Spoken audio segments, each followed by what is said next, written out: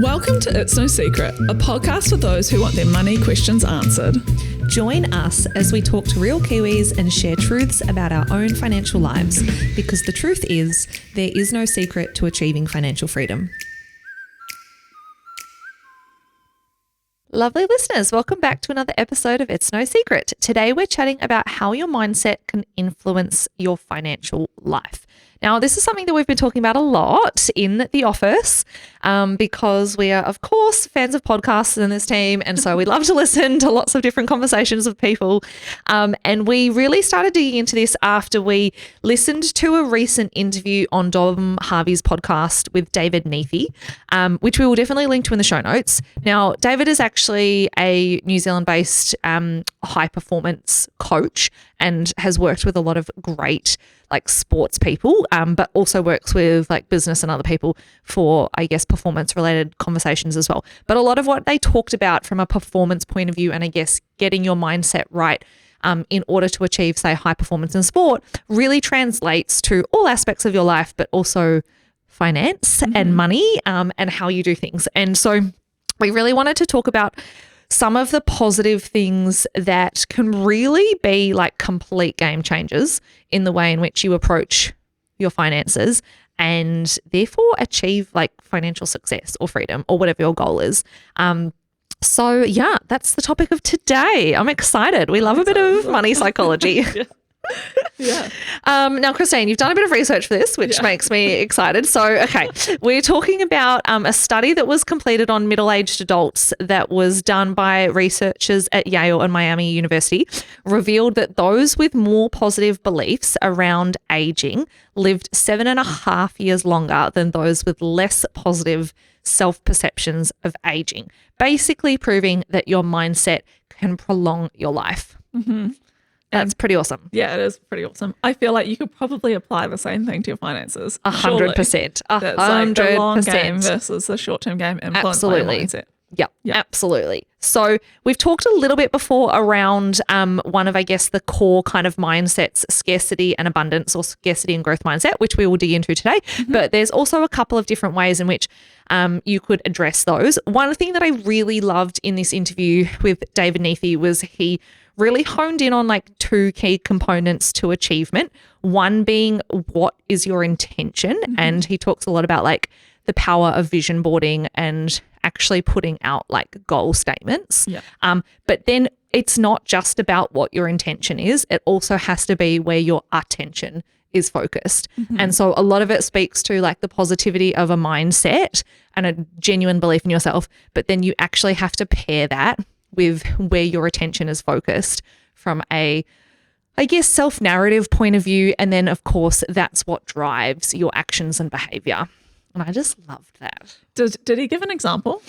I guess on how that kind of plays out. I think the vision boarding with the goal is different. So the vision boarding and the goal, he was it's all well and good to basically have a vision board and a goal. That's kind of a non-negotiable step one, particularly in the sports context. But I think you could definitely apply that to career, money. But let's just say money or what you want to achieve in your lifetime. Mm-hmm. But then your attention needs to be focused on it. So the reason he was saying that is you need to have your self-talk and what you're basically constantly focusing on your mind on needs to be around that vision board and those goals, because he was what our attention is focused on is what actions come out of that. Yeah. And so I'm trying to think of if there was a sport. Yeah. I was going to say, in the context of money, if you have, let's say, a short-term goal to go traveling, the attention, I guess, is, your spending habits. When you spend this, are you keeping that goal in mind and how you behave? Yes. Yep. Kind of? Yeah, exactly. So he was kind of also pairing the intention piece, which is the vision board, is the thing that's going to help you in the moment, sacrifice, spending money in the now for the future. Yep. But then also making sure that your attention is constantly focused on the positive achievement of that goal, so that you're filling your brain with thoughts around you can do this and there's more money in the world for me. And just because Christine's bought a house last week doesn't mean I can't buy a house in the future. Yeah. And being focused and having your attention in those kinds of, I guess, positive mindset ways is what's going to get you there. You can't just put up a vision board saying, I want to buy a house at age 35, and then every day have your mindset be like, woe is me, inflation is high today. Like, I don't know if I'm going to get a pay rise in this pay review this December. Yeah. You know, it's the US election. Markets are going to be rocky. Like, that is what is your attention being focused on. In that example, your attention's being focused on the negative, not your attention being focused on, okay, I've got a pay review in December. I've got a really good opportunity to like hit a new milestone or show some amazing value to the company that I work with, and therefore kind of leapfrog in my progression. It's the US election today and people are feeling a bit nervous about it. Markets are going to be rocky, but it's all good because I actually care about what markets are doing in 20 years from now. Yeah. Nice. It's a different attention mindset. Yeah. Or like you care about what the markets are doing when you're 35 and you buy the house. Yeah. Like, Exactly. Yeah. Exactly. Yeah. So 10 out of 10 listen to that potty. Yeah. Also listen to this one, but 10 out of 10 listen to that one. Yeah. The thing that I liked, and I'm only I think halfway through, but he's very like savage, and I think the point that he also kind of makes is that he is a high performance. Oh, what was it? A mental, not a mental health coach, but a mental performance. Yeah. And coach. So this is, I guess, for like if you're wanting to improve where you are to get to like a step change in your growth. Yeah. But he is very like matter of fact, and which I think is good because it's you having to hold yourself accountable and actually not fall victim to your excuses, essentially. Exactly. Yeah. Exactly.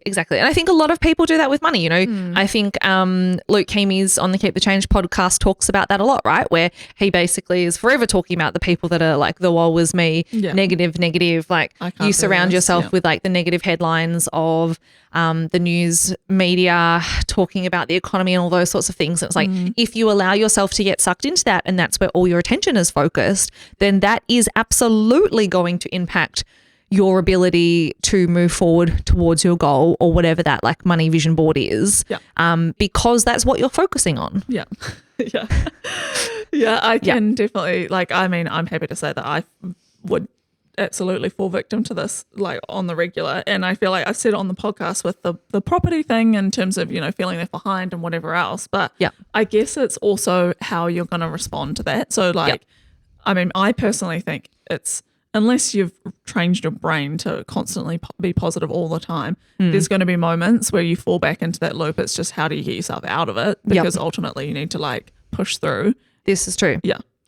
Interestingly that you've said like, how do you change your brain to think about the positive? Because one thing that I really loved that they chatted on was you have over 60,000 thoughts a day, right? And I think it's really easy for us to focus on maybe having like 2 positive thoughts, you know, and then being like, but having 2 positive thoughts and being like, I'm a really positive person. Like, I am doing that. But you don't actually fully recognize that just how ingrained as a human species we are to basically look for the negative in any situation, because we are evolutionary beings that we're here to basically figure out how to survive. And so, you know, however many thousands of years ago, hundreds of thousands of years ago, we needed to have that instinct in order to not be eaten by a lion. And so, you know, they talk about the whole thing of like, if we were back in the jungle and you and I are there trying to survive and you hear a rattle in the bushes, you've got 2 thoughts. It's like, oh, that's a lion, I should run away. Or it's like, oh, there's a rattle, there could be a bunny in the bush. Now, 100,000 years ago, you're not going to take the punt on it being a bunny because you're there to survive. You're going to assume it's a lion. Your brain is hardwired to assume it's a lion, so you run away. Now, we don't need to do that because when you and I are commuting to work, there's no lions. There might be some bunnies, but there's no lions rummaging in the bushes. But our brains are still hardwired to think that way. And I think a lot of people, like when it comes to money, don't necessarily translate survival and how ingrained we are to be focused on the negative and survival and how that could perhaps be a negative thing when it comes to money, because as we often talk about, like that's where the whole scarcity versus abundance mindset comes from. And if we're constantly operating from a place of survival, then we're not necessarily enabling ourselves a like space to thrive in a monetary aspect. Yeah, for sure. What is scarcity versus abundance? great question. Well, Stephen Covey initially coined both of these terms in his book, best-selling book, The 7 Habits of Highly Effective People, which is quite a popular book. Mm-hmm. So scarcity mentality or mindset refers to people seeing life as a finite pie. So if one person takes a big piece, then that leaves less for everyone else. So it's essentially like, if I have this thing, you can't. Yeah. Have I that own a too. house. You don't own a house. Yeah. Christine can never own a house. Literally. I have a house. The end. There's only one. Cat stole it off me. There's one house in Auckland currently available. Yeah. No houses for Christine. Whereas an abundance mindset is essentially the opposite in that the belief that there's enough for everyone. It's just you just need a small like slice of that big pie. Of the big pie. Yeah. And the big pie is forever essentially growing and available. And so It's no what matter you how much create. I take is irrelevant to you because there's still more than enough for you to take the amount that you need or want. Exactly. Yep. And I feel like in terms of, you can apply that in so many different ways, also just outside of resources per se. It's like, I think, the saying of I am enough and I don't need to like seek validation from others in order to feel enough. Like I would say that that's also an abundance mindset versus the scarcity is like, oh, do they think that I'm good or, like, Yes. am I enough? Am I a failure? Like all those kinds of thoughts. So yeah. Yep. When it comes to money, though, it's very easy to have a scarcity mindset. Yeah, it is. It is. Do you have any suspicions on why? My brain first went to, I think your history can influence how you are today, or like you can let it influence, I suppose. So like if you were brought up in an environment where there wasn't enough, or like, the narrative that was said to you was turn the light switches off, we need to save power, or have short showers because, there's not enough water, tight, whatever, we're on tank water. I mean, there also isn't enough water, so please have short showers. But yes, I hear you're Save the planet, yes, please. And so I think there's an element of like ingrained beliefs that you might not have been conscious of potentially. Yes. So it's like ingrained in your subconscious. But I also think you can then create that for yourself, and whether you like continue on with them or whether you choose to like rewire your brain essentially. Yes. And then how that applies to money is things like there's enough water to go around. Yeah. Or like there's an abundance of power, or that kind of thing. Of course. What do I you so think? agree with that. I think as well, one thing I was just considering is when it comes to money, it's really weird because typically, regardless of your upbringing, the general scenario happens for people where it's like, you don't have money as a kid. Like you're not in control of money. You're not the earner of the money. You're not the like holder of the money. You basically don't have money. That's a pretty standard behavior, right? Like most children don't really cultivate and like hold money. And then you hit some threshold where you start working and maybe you get a little bit of it, but not necessarily a material amount for you to really potentially actively think about with any kind of set intention. And then you hit another threshold, which is like, okay, I now need to be financially responsible for myself and I actually need to get money and keep the money and save the money. But I've had none for essentially my entire life to date. And now it's flipped entirely and it's the complete opposite. And I need to get it. But also hold on to it. Yes. And I'm fascinated by that because I'm like, there are obviously people out there that do just naturally have an abundance mindset when it comes to lots of things, money being one of them. But my general gut feel is like with that sort of upbringing and I guess like history coming into getting money, it would be very hard to not come into it with a scarcity mindset. Because if you've not had it and you've not been the earner of it, and you then all of a sudden have the societal pressure and the personal pressure to find, keep and, maintain, grow money, then naturally I think it's very easy to fall into the mindset of like, well, I need to protect this. I need to be careful of it. I need to be a little bit scarce. I need to work harder than Christine because she's got 3 houses, but I don't have 3 houses. And so how do I get there as opposed to actively kind of understanding the mindset of there's lots to go around and how I do it will be different to how everybody else. But because one person has something doesn't preclude me from also having that thing. Yeah. How does it like, because I think in a lot of life, there are things that if I have, you can't have. Such like what? Well, we both leave university and we apply for the same job and I get it, you don't. Yeah, true. you know, That's true, in the same time that you're like forging a career to earn money in this same kind of space. Yeah. We're at university or we're both at school and we want to get into a certain university place and we need to be like a certain rank and you get the rank and I don't. Like there is both apply for the same house and you get it, I don't. Exactly. Yeah. So there are a lot of other things that happen around that period of our life that are also tied into our ability to earn and create money that I think do come from a mindset of it can be an equal sum game. Yeah. And it's only really through like, I think that's changing with the use of technology and the fact that like if you don't get into university, you could probably just become a TikToker and like whatever and make more money than me. Yeah. But you know, you could do those things, whereas that wasn't really an option for our parents' generation. It was very like zero sum in that way, where perhaps there are a finite number of places that are set university or a certain type of course. Oh, all the doctor's spots are filled. Christine, you have to decide to be something else. Yeah. Yeah. You know? Okay. And so when you think of like a lot of different parts of life are designed in that way or are changing but have historically been designed in that way, I think it is quite easy to come into then the earning of money with a similar type of mindset, not knowing that there's another mindset to even like take on. My brain is stuck at, but what about the spenders? Because if I think about, you know, when I did my first job or, you know, maybe some people do, I feel like you either have a person that's like kind of hoards the money and is like must save or invest or whatever, or you have someone that spends it all. So it's like, I feel like that's a little bit different though. Like that's a different than persona. Like you can still have scarcity or abundance and be a spender.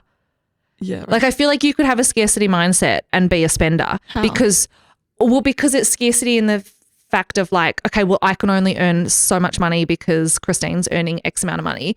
And therefore, also the behavior doesn't necessarily reflect the mindset. Exactly. Okay. Which could then also lead some people to actually like double down on that, right? Because if it's like, okay, well, I'm in this job and I'm only ever going to earn this amount of money, and so, you know, I've reached my max capacity of say earning potential would be a classic scarcity mindset, but that could still just make me want to spend all my money. Yeah. Whereas you could be in the same role as me and you could be like, I am earning a great amount of money at this company, but I want to do more with my life. And so I'm going to look for different opportunities and I'm going to create a different income stream over here. And I understand that I'm not limited by this set role. I could also do this other thing and be open to that, but still spend all your money. Yeah, true. You know, so I think it's more around how you approach your general ethos to the choice. It's like the choices you can make, if that makes sense. Yeah. Yeah, I think building and the story that you tell yourself about those choices. Say more. So if I'm saying like you and I are in the same role and you get a promotion and I don't get a promotion, if I am of an abundance mindset, I would probably assume that I'm really freaking stoked for you because I'm like, I am just so stoked. Like I will get my promotion too, whether it's here or somewhere else. Right, but like Christine's promotion is great. Like I'm so pleased for her. Yeah. Whereas if I'm more of a scarcity mentality, I'm going to be jealous. Yeah. Or like, why wasn't it me? Or exactly. Whatever. Yeah. And like, and now that it wasn't me, oh, well, it was me. I guess I'm just going to be stuck in this role for the next 12 months. Yeah. Yeah. You know? Yeah. Because I was trying to apply the same logic around the constraints of perceived constraints that you might put on yourself, I'll say that, around a career or like a 9 to 5, let's say, versus starting a business. And how, I mean, or just how does that relate to risk maybe? Say more about that? I think either of them could be risky. Yeah. Or, well, yeah, true. But I don't think I would say like you don't need to, because I feel like abundance mindset is your underlying assumption that if you have an abundance mindset, you're doing all the things. No, I think it's more like maybe if you have an abundance mindset, you're more willing to take like greater risks. Potentially, yeah. I would definitely say you're more willing to take a risk than someone of a scarcity mindset because you have the ingrained belief that there will be a payoff to that risk. Yeah. Whereas I think if you're in a scarcity mindset, your underlying belief is that the pie is capped. And so even if I take this risk, there's no opportunity for a positive outcome because the positive outcome's already happened over here. Yeah, it's like a preconceived. So you have no internal motivator to take the risk in the first place. Whereas the person that is like essentially full of abundance or growth mindset, for them, they just look at the risk and they're like, well, this is a natural trade-off for the huge opportunity over here. And I believe that there's lots of opportunities everywhere. Yeah. So for them, it's like a no-brainer to take the risk. Yeah. I think I had thought about that in the context of I perceive, like, let's say starting a business to be more risky than trying to get a promotion in an existing job, and more from a financial point of view, and that one is a stable income versus the other one isn't necessarily. But maybe that's more like, that's not necessarily the only way. Yeah, or just the interpretation of the mindset. Yes. Per se. Yeah. Because I think you can, I wouldn't necessarily say that having a particular type of mindset means that you skew towards a particular type of like career or outcome. That said, I would be very surprised if you found many business owners that had a scarcity mentality. There might be some out there that do, but we're going to hazard a guess that the vast majority of like business owners or people that go out on their own and create their own thing are going to have an abundance mindset, because in order to create your own business, you have to have very strong belief that there is a place in the world for that business, even if there are other businesses out there that are similar. Yeah, so that's essentially your underlying core starting point. Whereas if you're in a strong scarcity mentality, you're probably thinking, okay, if I'm a cleaner, I'm not going to go create a cleaning company and start my own cleaning company better than the one I currently work at, because there's lots of different cleaning companies already in Auckland. Yeah. I'll just stay where I am. And that is okay. But I guess when it comes to really, really great financial outcomes and being able to change your financial outcome, which is really what we're talking about today, that's not going to serve you as a mindset, because you're not going to have any impactful change in your finances if that's your starting point or your baseline mentality. Yeah, for sure. So how do you change your mindset? Well, great news is that you can change your mindset. Is that you're moldable? Yeah, you are moldable. And I think that that's awesome for everybody. I feel like whenever we talk about something that's negative like this, but then also it's a positive, I'm like, this is a real positive, because even if you are listening and thinking like, oh, I do naturally have a scarcity mentality, you have the ability to change it to be more abundance or growth focused. Yeah, starting today. Get your pen and paper out, listeners of the pod. Step one is find all the podcasts about it. Like, let's be honest. You need to listen like crazy to all the inspirational things and basically find the thing that sticks with you and that is actually going to make you focus it. I think the simplest thing that I really liked that David Neathie talked about was the mix of intention and attention. And so if you're saying that I want to shift to an abundance or growth mindset, your intention is to be more positive. Your intention is to have some kind of like positive growth focused outcome. So making it really known what that is, writing it down, doing the vision board, like putting the thing there, writing the sentence 10 times a day, every time you wake up in the morning, like repeating the behavior so that it is ingrained in your mind what the intention is, and then forcing yourself to have behaviors that focus your attention on that outcome. Yeah. And he uses an example of like, because I think Dom asked David, well, how do you remember all these mantras or like all these kind of like phrases or whatever? And then he talks about how he writes some down, but others he's just practiced so much that he then can remember off the bat, right? Yeah, exactly. And he gives some examples of some of his sports people that he coaches, have them like printed out and laminated and stuck on the shower so that every single morning they see them on the walls of the shower as they're getting ready. Other people do the vision board that's like wherever they spend a lot of time. Other people are writing it down. It's just find the thing that works for you to make sure that it's top of mind. Yeah. And you're like practicing it regularly. Exactly. Nice. Exactly. So I feel like that's a really achievable thing for everybody to start, because that doesn't take anything but time. And a bit of like your time and self-reflection and space. I mean, you don't even need to like print anything. It's pretty much free. You can just write it on the wall if need be. Get a pivot out. Exactly. Write it out somewhere. But then I guess some other things that you can do that really hone in on the where you're talking about or focusing your attention is the idea of narrative therapy, which I think is something that you have obviously experienced in the past. So do you want to tell us a bit about that?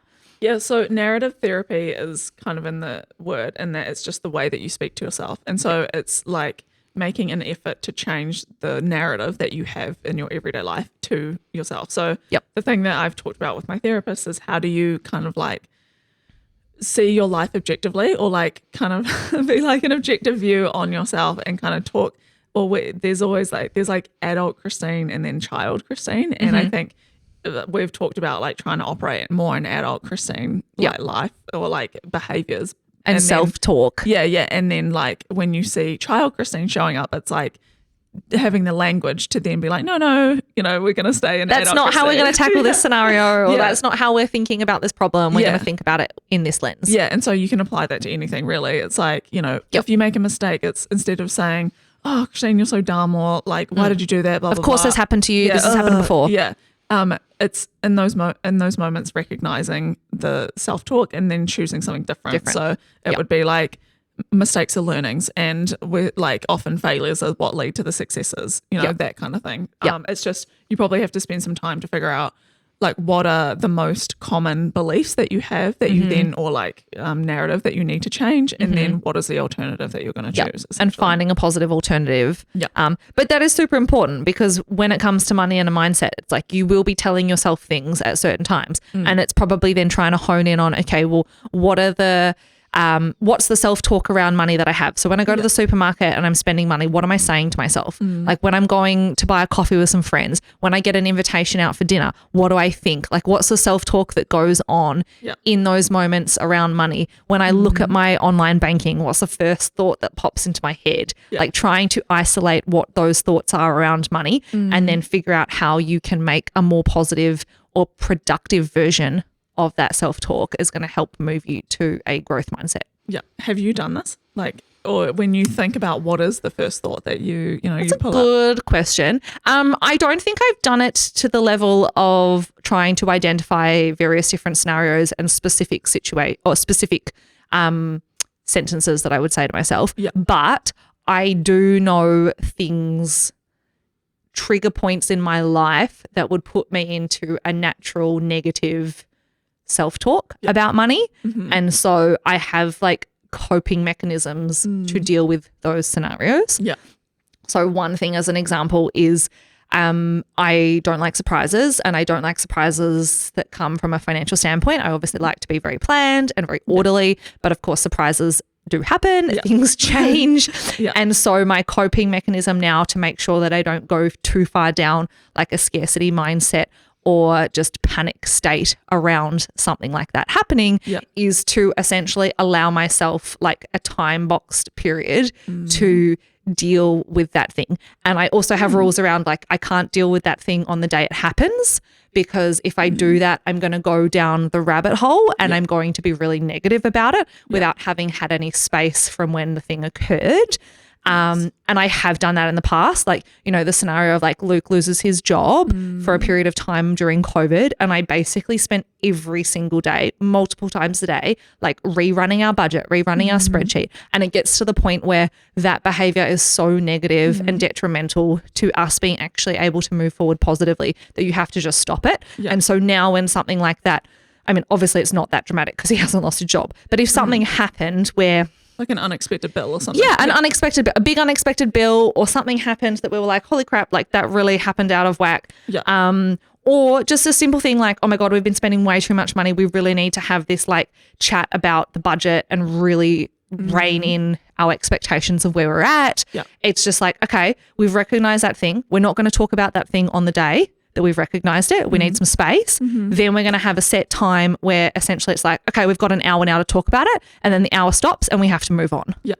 Because otherwise we just dwell in the negative. So time boxing it essentially. Yeah, essentially time boxing it, creating some space from the time that the event happens. And then also allowing myself to be in the negative because I kind of need that. Yeah. But then it's like, okay, the negative's now stopping and we're going to carry on forward and being a bit more like productive. Yeah. Now, nice. Is this like full abundance mindset? Probably not. I feel like I could possibly be a bit more positive about it in general, but I think that's like a journey, right? Because now I can actually do that and stop. And the real test for me is this happened a couple of weeks ago and I had to do this by myself. Luke wasn't at home. And it was that moment of I'm like, am I going to sit here and literally let myself like crunch my budget spreadsheet for 3 hours?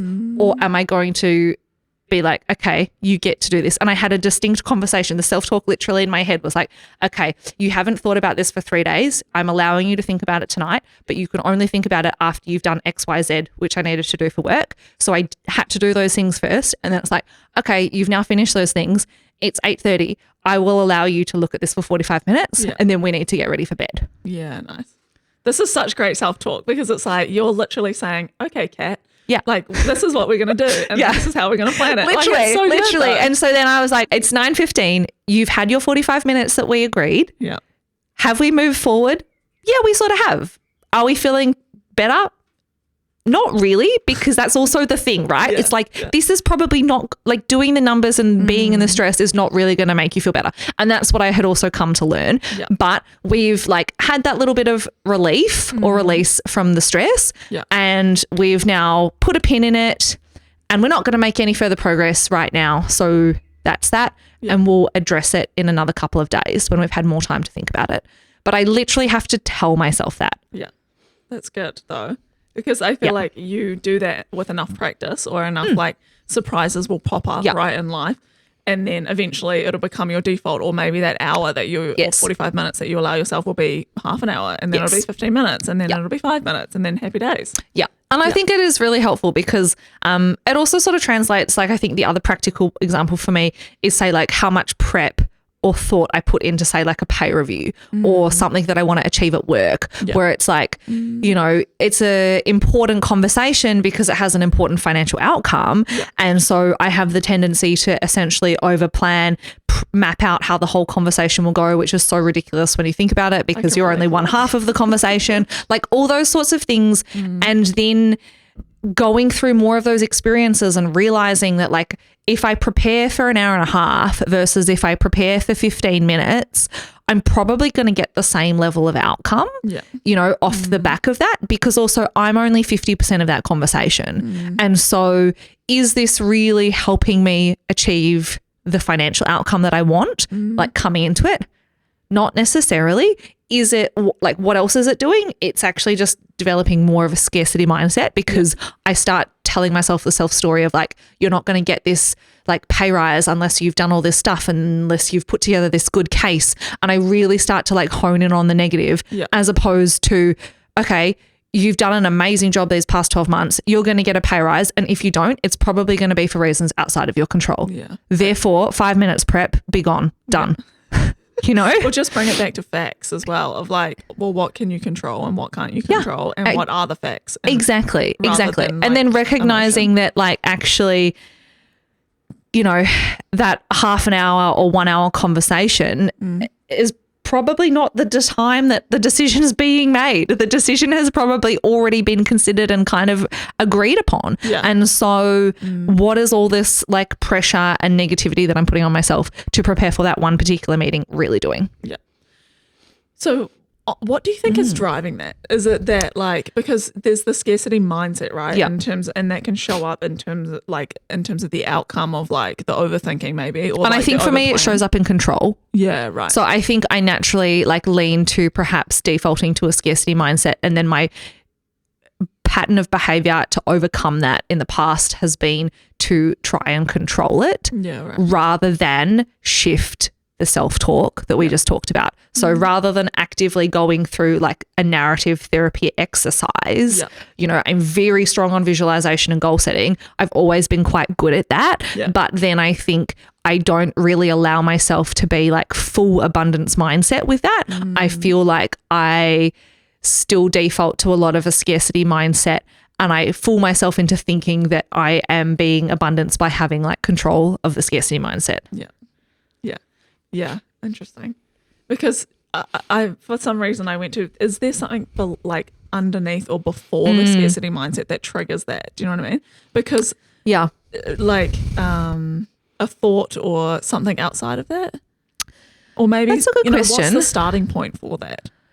That is a good question. I think the starting point for me is that I have a very ingrained belief that the outcome in my life is solely determined by me as an individual. And I think this is something that a lot of high performers can resonate with, people that, you know, did particular sports as a child or strong academia as a child, where the message that you are told is the correlation between the amount of effort that you input is going to be direct to the outcome that you receive.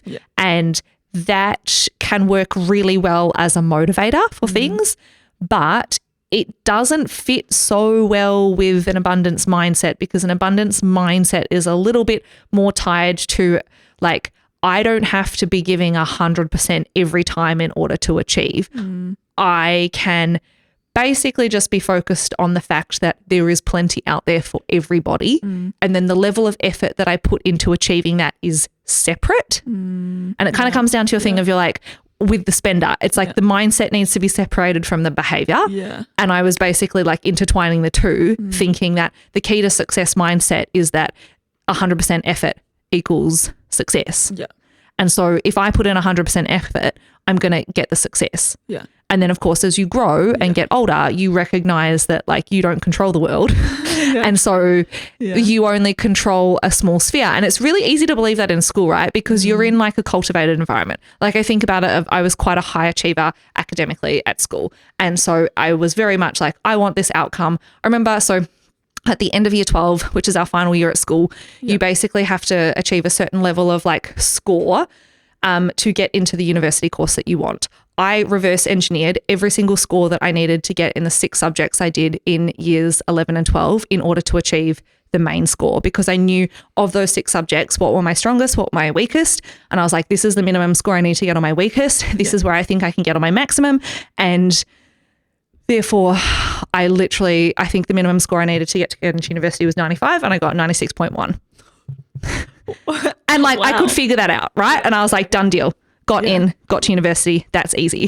So but that's a strong element of like, I would say is coming from a place of a scarcity mindset, right? Really? Where it's like, well, yeah, because it's like there are only a set number of places in that course and I need to get a certain thing. So I'm going to do all that I can to control the outcome so that I achieve it, because I am a really like ambitious person. Yes. And so I do really want to get there. I'm not going to have a negative scarcity mindset, which is, oh, there's no places. I'll just try my hardest. And if I don't get in, like whatever, because someone else will get in. I was like, no, there's not many places and I'm getting in, the end, as opposed to someone that perhaps, well, as you grow older and you're like, okay, well, that's a very structured environment, right? Like there's not many things that replicate in the real life how it's replicated in school. Especially because it's so achievement driven. Yeah, and it's exactly. It is very black and white in that if you get this grade, this consequence is this. Is this outcome, right? Whereas that is absolutely not how it works in careers. That's not how it works in work. It's not how it works with promotions. It's not how it works with like finding partners or having like relationship success. You can't strategically reverse engineer any of that. And so I think that what I've perhaps learned over the past 10 years in particular is like the focus on strategy and execution of something serves me well, but not always, because the underlying mindset, like underpinning that, perhaps hasn't been as like abundance focused as it should be. Yeah. I can see how scarcity mindset drives that, but also I think I'm struggling to detach the abundance outside of that, because a part of me is like, you obviously had this belief, I can get there if I put in the hard work, right? And to me, that's abundance, because you believe in yourself. That's that's fair. That's fair. But I also can see how if that's driven by, well, there's only 5 places and I need one of them, then that's a scarcity. Do you know what I mean? Yes. So I think those are kind of two different things that work together. Yes. Maybe to I get think an if outcome. I see what you're saying, and I do agree with you. I think I know that I was more coming from a scarce place, because I definitely didn't have that mindset of like, if I don't work this hard, I will get there in another way, I think would be the abundance piece. Whereas I was like, no, the only way that I'm going to get there is if I work this hard, because I have to achieve this certain level of academic success. And if I don't, there's no other way that I'm going to get into that university. That was the story that I was telling myself. Whereas I think if you had an abundance mindset and you were like, okay, I'm going to try hard and, work well and try and get an academic result. But if I don't get that academic result, that's also okay, because there's plenty of other ways in which I could get into a Bachelor of Commerce. Yeah, that's true. I didn't have that. I was like, this is the only way. The end. The only way. So, some of that is obviously time and learning. And then I think how you apply that stuff to obviously something like university or school or career then also translates a little bit, because whatever those habits are, right, for you to like problem solve or crunch something. And I think that's why it's really easy to inadvertently transfer over these mindsets when it comes to money, because it's like, okay, well, I wanted to achieve this university outcome. I now want to achieve this financial goal. I'm just going to try and do the same approach. Yeah. And not recognize like that copy-paste, exactly that might not actually be the best way to go about it, or it might be okay for a few different things, but overall, is that really the best way to serve you to like grow your wealth, achieve your goals financially? Yeah, nice. Possibly not. Yeah, possibly not. Yeah. I just want to come back to something that you said earlier around like, and I think that we kind of said it as a passing comment, but is like starting by like consuming and by learning, what your flavor is or whatever. So something that I have recently done and that has served me really well is not consuming anything and basically moving away from personal development stuff and just actually trying to find joy in, creative fiction books and things like that, and not putting so much pressure on myself to just achieve. Because I think, and that inadvertently has taken has driven a better, healthier view on things in terms of like, detachment from achievement and all these things where you've just got a little bit more trust that things are going to work out. Yes. But I think it removes the comparison piece, which is rooted in scarcity and like when you're always trying to be better and do better, you often miss the part that you are enough as you are now. Yes. And I think ultimately that's me trying to say it's rooted in kindness, which feeds into like gratitude practices and stuff as a way to like focus on the good that you have now and versus compare and things like that, which is, I would say, abundance versus scarcity. Yeah. But yeah, I think that has been really good for me, is not overwhelming myself with having to Too do much. and then it's like, with your finances, actually actually reflecting and being grateful for what you have and how far you've come and the things like that, because it can keep you motivated to keep going, right? If you're, taking a positive lens essentially versus like beating yourself up for not growing your wealth fast enough, or the fact that you're not on the property ladder, like all those things. Exactly. Yeah. Well, I think the nice thing about this is that if you feel like you need to change your mindset, all you're actually really doing is like changing your self-talk and your mindset. You don't actually have to like change too much of your behavior.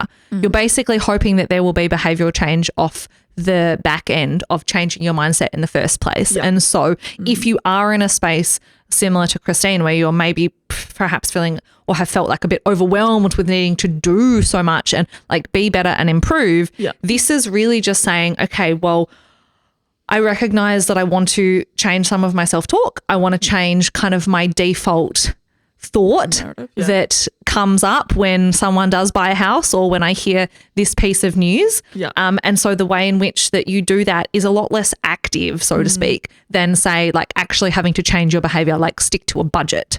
Right? And so I think it's a nice starting point for people where it's like, if this is the only thing that you do or focus on for 6 or 12 months, I have no doubt you're going to see a significant improvement far beyond actually just changing your behavior.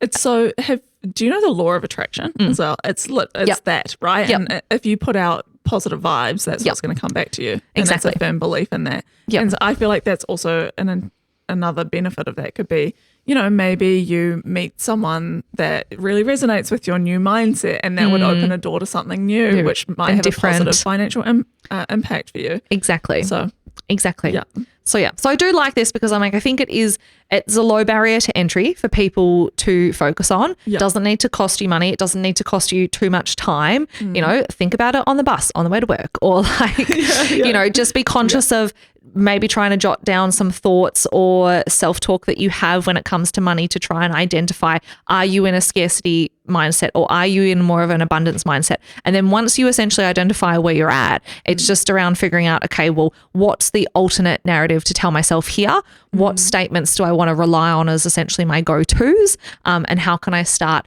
actively ingraining those into my default self-talk, my default thoughts, so that it basically just becomes my norm, and then see what positive change comes off the back of that. Yeah, nice. Love it. I just What want a to add time. 2 more thoughts. Okay, 2 more thoughts. Go, Kristen. So also the thing with trying to change the mindset that I've found quite interesting is actually believing that you can do it. So like that. yeah, because and this is something that part of the reason I haven't actually fully gone into the narrative therapy and done it is because there's one part of my brain that's like, this is absolutely ridiculous. Like writing down these statements and then, trying to tell myself that I believe it. Like I don't actually believe it. You know what I mean? And so getting to a place and just maybe it's just like not judging yourself almost for trying to change and what that might require to actually do the change is just trusting in the process perhaps, or not thinking that you're silly because you want to think differently. Yes. I think that's one. And maybe there's a little bit of uncomfortableness that comes with that change as well. And that's part of it is like feeling silly, but ultimately you know that the outcome's going to be the thing that you get to. Yep. Yeah. And absolutely. Then finally, the last point, and this kind of contradicts what you said before around the action, but I'm going to say it anyway. Something that David says in the podcast is around building confidence and self-respect, essentially. And something that is kind of core to that is taking action, or just like you having personal accountability to do the things that you say that you will. So an example is every time you don't get up for the gym in the morning, you chip away at the trust that you once had in yourself that you basically said, I can do that, right? Yes. And so every time you ignore your alarm, that's you saying, I'm not capable of doing it. But by you being disciplined and taking those actions over time, you will build trust to then tell yourself you can do it. Essentially. Yep. So you're basically building trust and confidence in yourself. Yeah. That what you're telling yourself is the thing that's going to happen because you know that you will be able to deliver on it or do it. Exactly. Rather than stuck in scarcity of like, I can't do this. So yes. Yep. My last Love that. thoughts. Yeah. Nice. Well, we will definitely link to a couple of things because I think the podcast that interviews David Neathie is a great place to start if you want to really deep dive into this. If you want something a bit more softer, maybe just a little bit of reading, go get the 7 Habits of Highly Effective People, just read the chapter on mindsets. That's an easy place to start. Yeah. And then maybe just think about, okay, what are the thoughts, self-talk coming into my brain when I'm doing stuff? Maybe we should challenge ourselves and report back on this to do that for a week and then be like, what are the things that we think when we do all our core money activities? Yeah. We could start with one. Yeah. Like when you open your budget, how do you feel? What are you telling yourself? Because that's a great place to start. And we obviously love talking about psychology and money. So we will be back soon on some more ideas around this. Some updates. Yeah, exactly. Great. Cool. Well, big thanks to Kernel for enabling us to do what we do. Don't forget to hit like and subscribe wherever you're tuning in, whether that's video on YouTube or listening on Spotify or Apple Podcasts. If you have any questions, feel free to get in touch at It's No Secret NZ on Instagram. Send us episode requests, feedback, and more. And on that note, we will see you next week.